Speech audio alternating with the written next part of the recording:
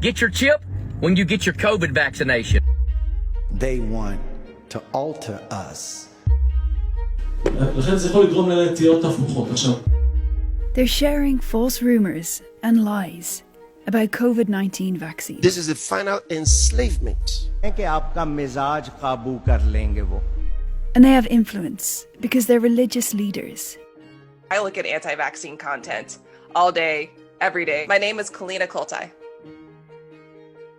So these figureheads who have a large platform, ties, are often respected, and they also have the cultural competency to understand what is important, what are the values, what is necessary to make that information powerful and resonate. It's a minority spreading these false messages.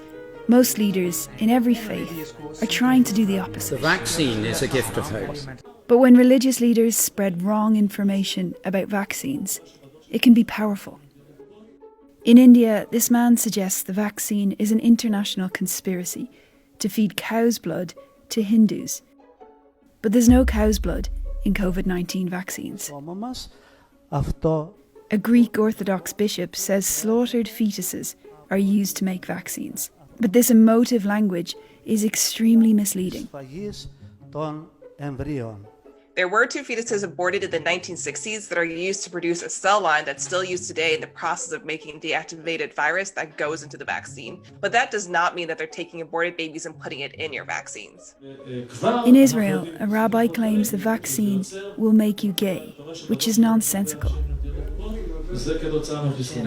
All those claiming to be saved. And in the US, some evangelical Christians are debating whether vaccines are the mark of the beast, a sign of the devil, and the end of times. I think it's difficult for social media companies to figure out where is the appropriate moderation limit when it comes to religious content. Even when negative messages aren't necessarily false, they can have a big impact. Sitting in London, I received this message from a friend in Nigeria, but it came from Zambia, where the speaker, Nevers Mumba, is a politician and a former televangelist. Zambia must not inject any vaccine in any Zambian body before strenuous verification. There's a danger when someone as influential as you spreads a message like this publicly, they undermine confidence in the vaccine.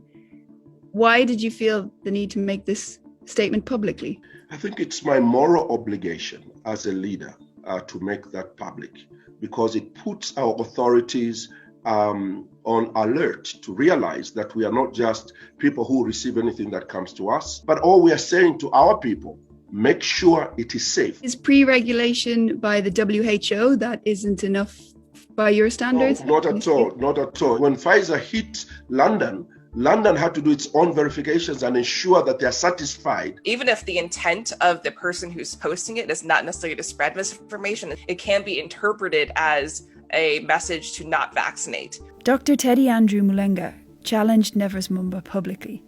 I asked him why. For us here, pastors, they have huge followings. And whatever they say is taken as gospel truth.